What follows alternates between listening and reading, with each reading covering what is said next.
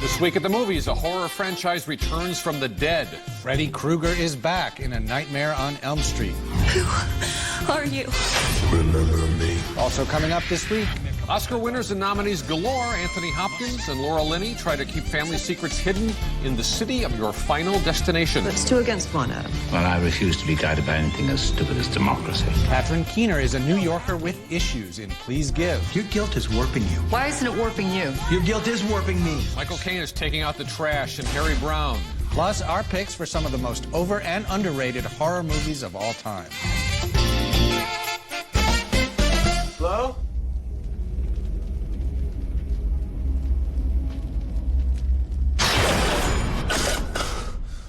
If you keep falling asleep, they're gonna kick you out of here. Sorry. He's the man of your dreams, your bad dreams, that is. Freddy Krueger is back in A Nightmare on Elm Street. I'm A.O. Scott of the New York Times. And I'm Michael Phillips of the Chicago Tribune. Remember Freddy Krueger, the maniac with the striped sweater and the extra sharp gloves? If you grew up going to scary movies over the last quarter century or so, you probably do. In fact, the only people who don't remember Freddy may be the insomniac high school kids who are his designated victims in the new version of Nightmare. It's director Samuel Bayer's workmanlike attempt to reboot the franchise and bring it back to bloody life. Wake up, wake up, wake up. You really shouldn't fall asleep in class. That's Jackie Earle Haley as Freddy, who pops up in the dreams of some panicky suburban teenagers, terrifying them and killing them off as payback for something that happened way back when they were in preschool. 2 artsy, gothy kids named Nancy and Quentin, played by Rooney Mara and Kyle Gallner, start to figure out what's going on. Well, it says nightmares are triggered by the belief that the dreamer has no control and this can cause insomnia. But then it says at the 70-hour mark, the insomniac will begin to experience micronaps. His brain will begin to shut down its functions for several seconds in an attempt to recharge itself. This basically means that you're dreaming, but you don't know it. Wes Craven's original Nightmare on Elm Street was a creepy, grimly funny kick.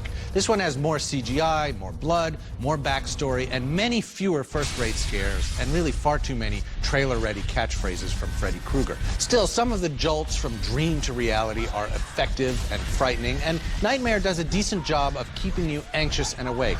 I'd say, though, that it's more suited for dark and stormy night home viewing than a trip to the theater. So I'd say rent it. I say that's faint praise. I say just skip it for me. And, Really? and I think one of the things that really holds this movie back, I think, Tony, is we're dealing with a much more grimly explicit story about what actually happened. Back at that with, preschool. Yes, yeah. with Freddy Krueger and these kids when they were 4 or 5 years old. So that, to me, casts this whole picture and this whole potential franchise reboot in a much more unpleasant light, God knows. And Well, I don't get any sadistic kick out of this thing at all. My problem with it None. is not so much the grimness as the explicitness. That is, it fills in too many blanks and it supplies too literal a backstory. What I liked about the first Nightmare on Elm Street, which I think is a terrifically underrated very good, yeah. movie in its genre, and we're going to talk later on about some more underrated movies in the horror genre, was that it was funny and witty and grisly, but it made Freddy Krueger into this kind of mythic, mysterious, haunting figure. Yeah. This Freddy Krueger is just a little more obvious. He's got all those catchphrases. He keeps kind of popping up exactly when you expect him to.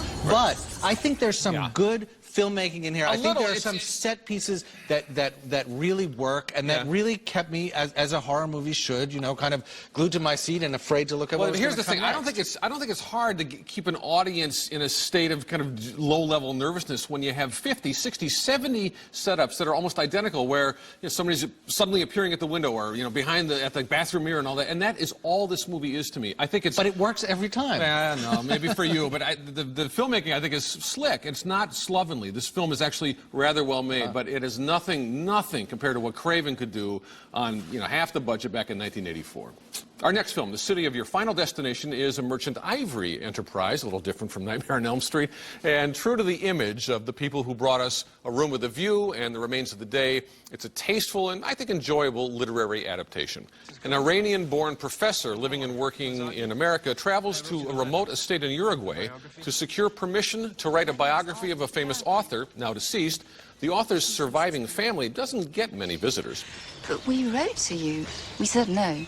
We very definitely said no. Yes, that's why I'm here. I'm hoping you'll change your minds. No. The mistress, played by Charlotte Gainsbourg, welcomes this unexpected visitor more so than the witheringly sardonic wife, played by Laura Linney. Omar Metwally plays the would-be biographer, and that's Anthony Hopkins as the deceased author's brother.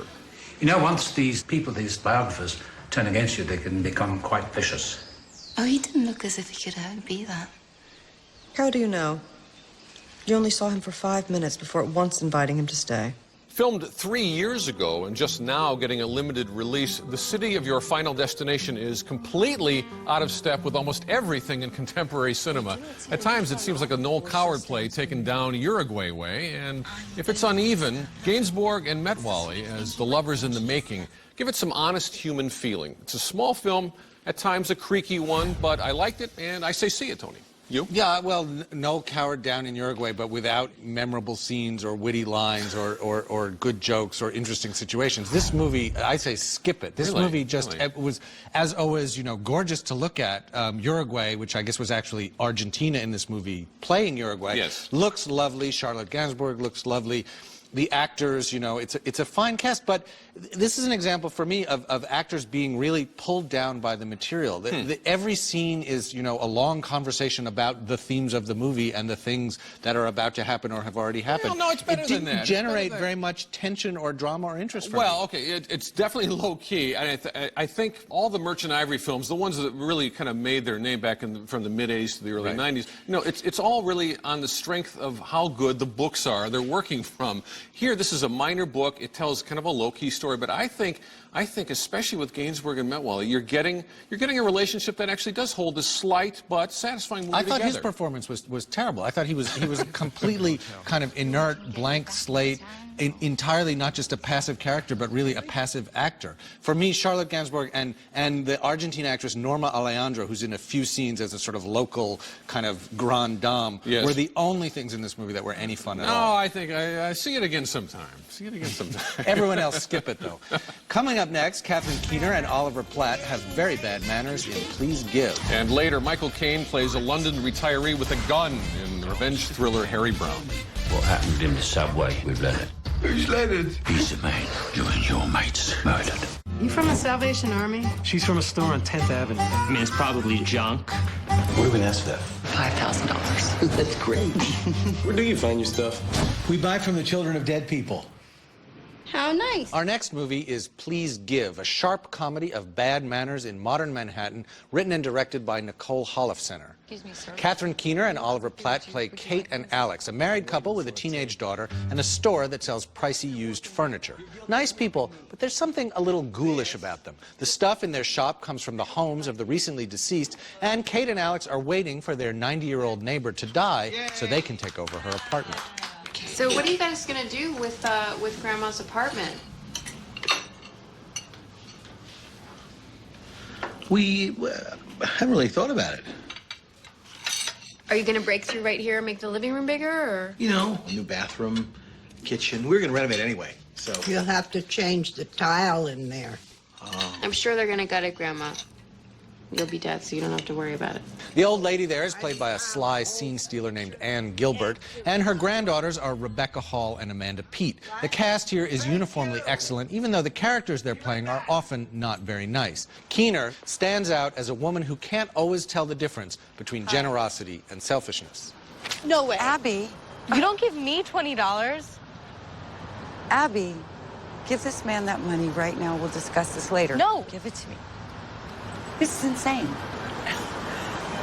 I buy you everything you need. I'm keeping this $20. This movie, which follows a tangle of family, neighborly, and romantic relationships, is brutally honest about the way people behave and often devastatingly funny in its observations. But it's not mocking or mean-spirited. Please Give is as generous as its title and very much worth seeing.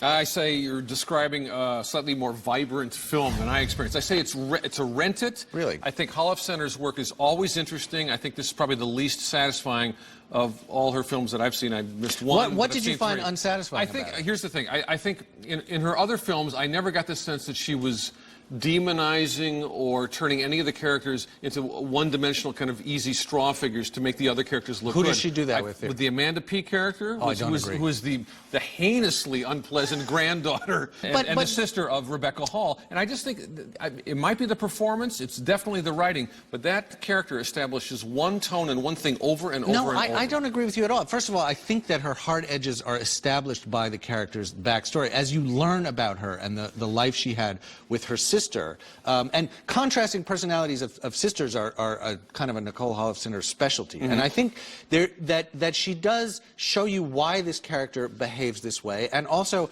extends to her the same kind of sympathy and generosity of spirit that she extends to everybody else. I mean, there are a lot of people who do bad things in this movie and treat each other badly, but you understand that in the context of their relationships and of who they are. I think up to a point, and I have no issue with dealing with massively unpleasant characters. You deal with me every week. Every week with you, and let alone Greenberg, a film like Greenberg, where you're dealing with the Ben Stiller character, who is that is one of the most forbiddably unpleasant characters in recent film. But I think the wit in that picture is so strong, and the mood swings are kind of so unpredictable. Here we're dealing with kind of a milder, smoother tone. I think the wit is there. There's good writing, good direction, good acting. I think it's a very good movie. All right, coming up next. He's 76, and he's obviously seen Death Wish. Michael Caine has pushed past the limit in Harry Brown. Next week, the superhero action sequel Iron Man 2, starring Robert Downey Jr. Oh, it's good to be back. Also, Naomi Watts in Mother and Child. And From Birth to the First Steps, a global look at babies. Next week at the movies. You're aware of the shooting on Curzon Street, 2 dead. We recovered the murder weapon at the scene. It was an old military bayonet. You've never really talked about your time in the Marines. The Marines were a lifetime ago. I was a different man then. We're taking a look at movies now playing. That was a scene from Harry Brown, starring Michael Caine. And Tony, this is a revenge thriller about a London pensioner who's living in the equivalent of the projects in a very tough part of London. Some bad kids there. Charles Bronson would have been afraid of this neighborhood. But I have to say, I think this is just one of the roughest, most vile pictures in a long time, and even for the vigilante genre, it's cruder and dumber than it should be. Well, I have to agree. I mean, Michael Caine is a wonderful actor, who can even in something like this, can put some emotion into this character. But this is just, it's so grisly and reactionary and kind of dumbed down. It's like, here are these terrible social problems, these kids dealing drugs and disrespecting their elders. What are we going to do about it? So just blow their heads off. Yeah, no, that's all it is. And it really is heartbreaking that a performance this good comes to so little results. Yes. No good. Also out now, Sita Sings the Blues.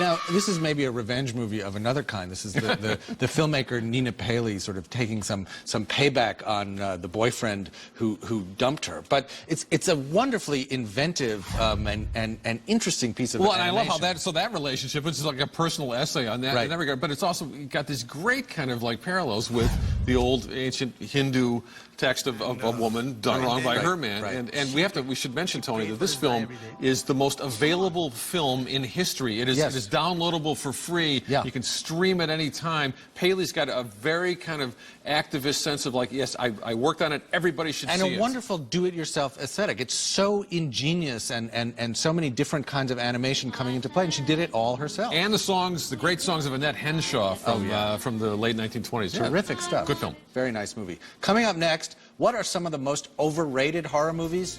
Our answers may make your head spin 360 degrees. I bid you welcome. Horror movies, sometimes they scare you silly, sometimes they just are silly.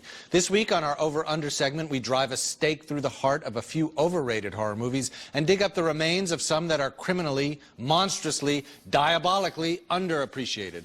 Michael, what is your overrated horror movie? Tony, my vote for the overrated is a film of considerable achievement, but The Exorcist, for my money... Yes, The Exorcist, for my money...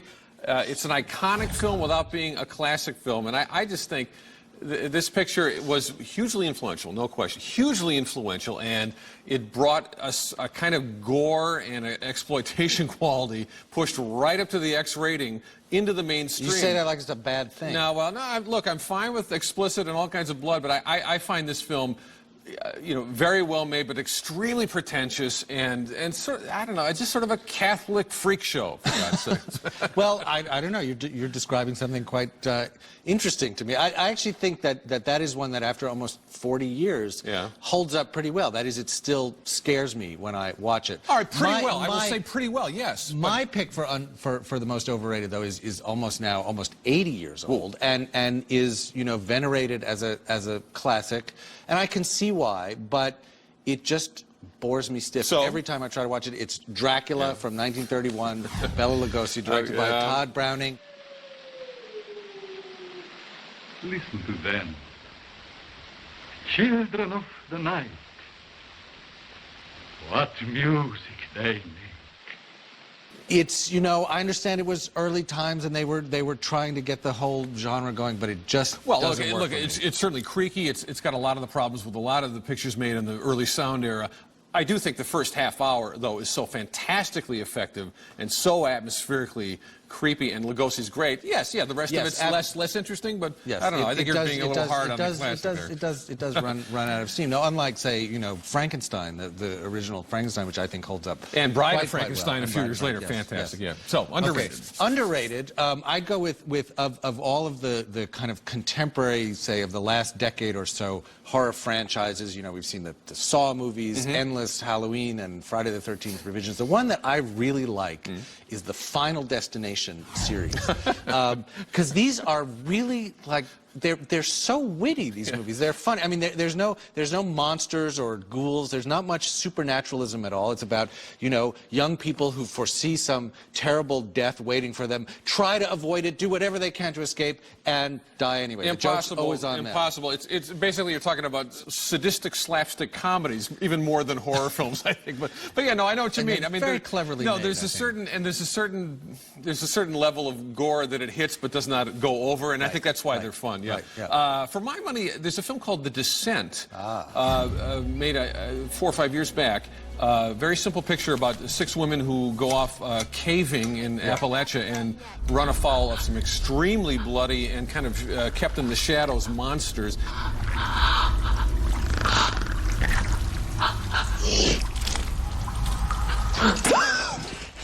are you doing? I just saw something ahead in the tunnel.